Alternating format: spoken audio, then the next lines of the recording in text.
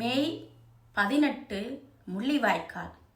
இது ஒரு நாள் மட்டுமில்லை, எங்கள் தமிழர் வரலாற்றில் இரத்தத்தால் எழுதப்பட்ட ஒரு நாள் தான் மே 18. அதை எப்படி எங்களால் மறக்க முடியும்? எங்கள் தமிழ் இன படுகொலையை எப்படி எங்களால் மறக்க முடியும்? எங்கள் தமிழற்ற உடம்புல கடைசி மூச்சு இருக்கும் வரை மறக்க முடியாத, மறக்கக்கூடாத ஒரு நாள் இந்த நாள், மே 18.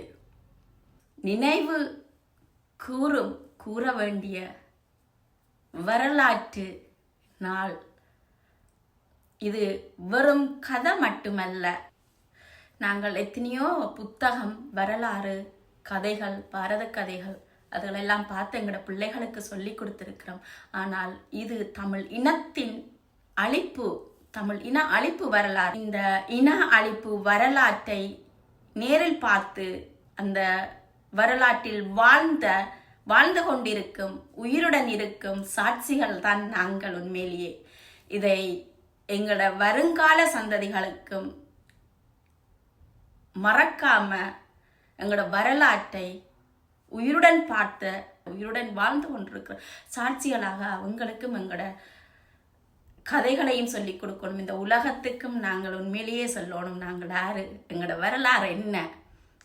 ஒரு புத்தகத்துல எதிர்காலத்துல கதையா வாசிக்கிறத விட அதை உயிரோட இருந்து பார்த்த சாட்சிகளா நாங்கள் சொல்லும் போது அதற்கு பவர் கூட. உண்மையிலேயே அந்த முள்ளிவாய்க்கால் இனப்படுகொலையில என்னோட சொந்தங்களையும் கூட நான் இழந்திருக்கிறேன். இந்த கடைசி வாரத்தில் முள்ளிவாய்க்காலில் அழிக்கப்பட்ட அவ்வளோ உயிர்களுக்கும், சொந்தங்களுக்கும், குழந்தைகளையும் இந்த நாளில் நானும் நினைவு கூறுகிறேன், அஞ்சலி செலுத்துகின்றேன்.